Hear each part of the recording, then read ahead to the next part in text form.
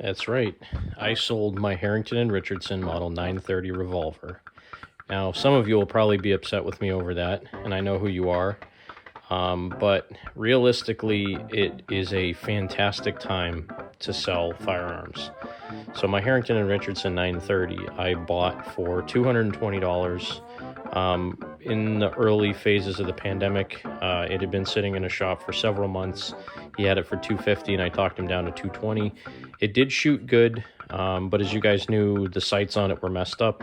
The front sight had been replaced with a pinned front sight, and the rear sight was non-existent.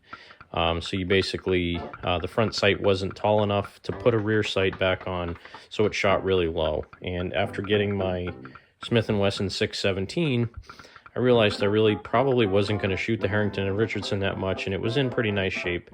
So I took a chance on it. I put it on consignment at one of the shops near me, and they suggested I put it up for $3.99 because it was a nickel-plated revolver, and it was in pretty good shape. It was clean. There was no dimples in the cylinder from the firing pin. It wasn't dry-fired a lot, and it was pretty well maintained.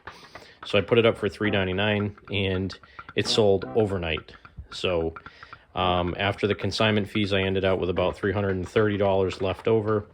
And they had some of these Beretta Model 9222 conversion kits in stock.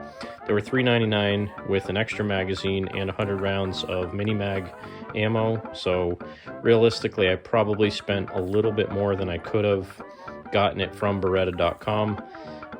But they had it in stock. I had credit with the gun shop that I went to, so I think it was a pretty fair trade for me. I do have a very nice Beretta 92 FS in 9mm, but as everybody knows right now, best thing you can do is practice with 22, especially since I have a lot of 22. I'm not going to say how much I have, but I've been stocking up on it since 2016 when we were coming out of the last ammo shortage we had. So I have many thousands of rounds of 22 long rifle, and I usually shoot a couple hundred rounds every time I go to the range, except when it's really cold out. So what this kit is, you can see a new slide, a new barrel, new recoil spring, and a magazine. It also comes with a separate front sight. I haven't really figured out what the other front sight is for yet, but this is the kit. This is your recoil spring, and it's captive. It's on a plastic retainer. Barrel, magazine, and the slide assembly. This is an aluminum slide assembly where the original one for the 92 FS and 9mm is steel. This is aluminum, so it's a lot lighter. Magazines, they're supposed to hold 15 rounds. They're pinned at 10 in my state, so I can only get 10 rounds in them. Can't push it down any further than that. Maybe at some point they'll have an unfortunate accident where the pin falls out, but you know, they're 10-round magazines. They're illegal in my state. The barrel, same length as the original. So I haven't taken this out and shot it yet, but I plan to very soon, and this is going to allow me to practice with my 92 FS with 22 long rifle. And honestly, paying $350 or $400 for this kit, it's almost exactly the same price as buying another 92 FS, but I'm running out of space to store this stuff, so for me to have a conversion kit instead of another whole pistol, obviously you don't have to register this because it's not a serialized part like the handgun frame is. So I have a 22 conversion kit for my Beretta 92 FS. The only thing I've had complaints about this so far, I did put it on and test it to make sure everything functioned properly. The manual safety and decocker lever on this is very stiff, but I will say, supposedly there's two types of kits out there for these. This is made by Umarex in Germany. I think it's Umarex. I forget what the company name is now. But it's the same company that makes they make some air pistols. So it says Beretta USA, AC, Maryland, and it has the PB. And yeah, made by Umarex in Germany. model 92 conversion kit 22LR. So this is very lightweight, but like I said, the decocker on this thing is really stiff.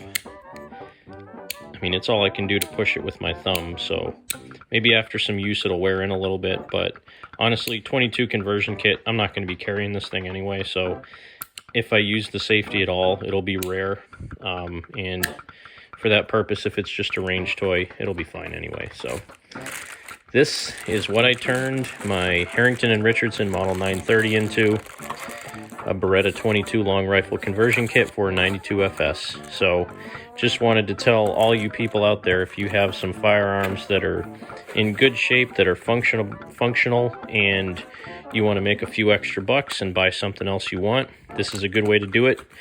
It's a good time to sell guns. My Charter Arms Pathfinder and my Harrington and Richardson 930 both brought a lot more money than I paid for them, which is always good to make money on stuff, especially used stuff when you sell it, but I'm really good at keeping my stuff clean and in working order, so anything I sell, when I trade it in, it doesn't look brand new, but it looks as close to brand new as it can for a used firearm. So really short video today. Sorry I haven't had a lot posted lately, but I was going to go to the range yesterday and it was just too stinking cold out. After my last trip in the 24-degree weather, I didn't want to go out and freeze my fingers off again, but I promise you guys we'll have some shooting videos coming up with this guy,